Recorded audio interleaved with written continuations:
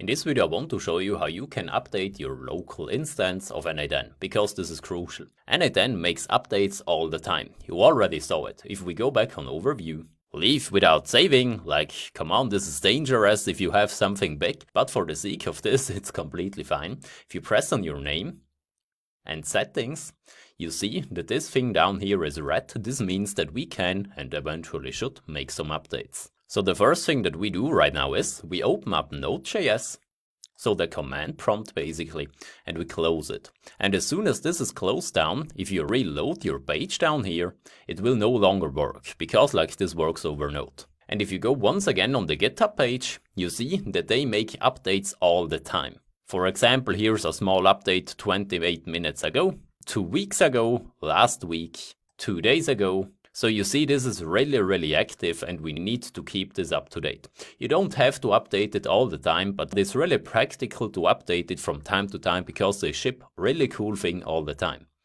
The first thing that you do is to open up Node.js command prompt once again, and here you can make your updates. Everything that you have to do is to type in npm update-g n8n, and you can send this out. Then it will take a little bit, I think like 2 or 3 minutes, it depends a little bit on the updates, but then everything will be completely up to date and you can restart your local instance. And here we are, you see, added 5 packages, removed 30 packages and changed 1552 packages in 2 minutes. So this was relatively fast. As soon as this is done, you can simply type in once again n8n and we send this out, and then we will get back our local host. So this thing right here, we can reload it as soon as this thing is done, and then we will be completely up to date.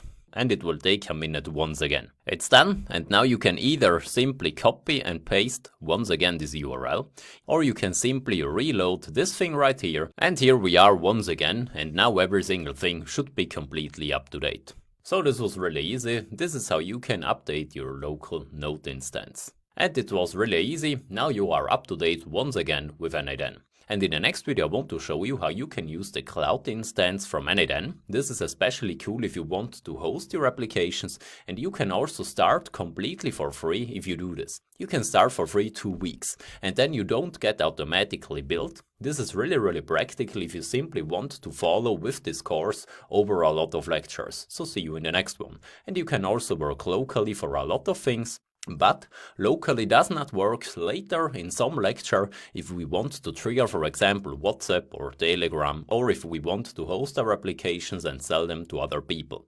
But for testing, local is completely perfect.